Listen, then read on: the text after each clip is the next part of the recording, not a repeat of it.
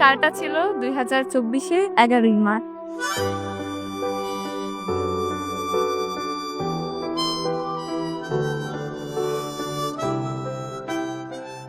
যখন সে প্রথমবারের মতো আমাকে টেক্সট করাটা ছিল যে আমি একটা স্টোরি আপলোড দিছিলাম ফেসবুকে, সেই স্টোরিতে গিয়ে সে রিপ্লাই দিল। ওই স্টোরিটা ছিল আমার একটা কাজিনের সাথে ভিডিও।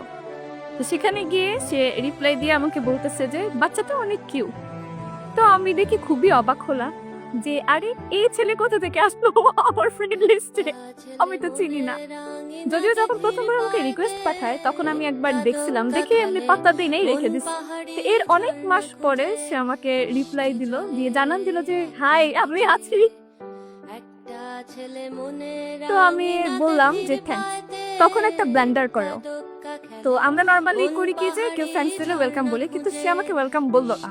আমি এক্সপেক্ট করছিলাম যে সে আমাকে ওয়েলকাম বলবে, বাট সে ওয়েলকাম বলে নাই। সে ওয়েলকামের বদলে বলে দিছে। সেটা দেখে আমি খুবই অবাক হলাম যে কি অবস্থা, একজন ডাক্তার তার মধ্যে আবার এত সিনিয়র। আমি থ্যাঙ্কস দিলাম, সে আমাকে ওয়েলকাম বললো না, তার বদলে একটা দিয়ে রেখে দিল।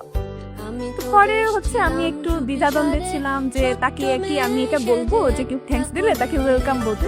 সবুজ বনে নীলচে আলো জেলে স্বপ্ন ভেজা মাটিতে পা ফেলে আমি তো বেশ ছিলাম চুপি সারে।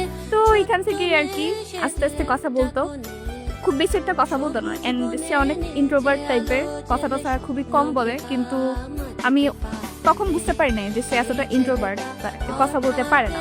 যখন আমার সাথে বিয়ে হয়, বিয়ের পরে আমি দেখে মাঝে মাঝে অবাক হইলাম যে এই ছেলে এমনিতে তো কথাই বলে না, কিন্তু এই ছেলে আমার সাথে এত কনভারসেশন করছে, এত টেক্সট করছে। প্রতিদিন একবার আমার কাছে এসে ধ্যান ধ্যান করতো, এই তুমি বিয়ে করবা কবে, এই তুমি বিয়ে করতেছো না কেন, এই তুমি বিয়ে করবা কবে। এরকম করতে করতে নভেম্বরের দিকে সে আমার বাসায় বিয়ের প্রপোজাল পাঠায় আমার এক রিলেটিভের মাধ্যমে।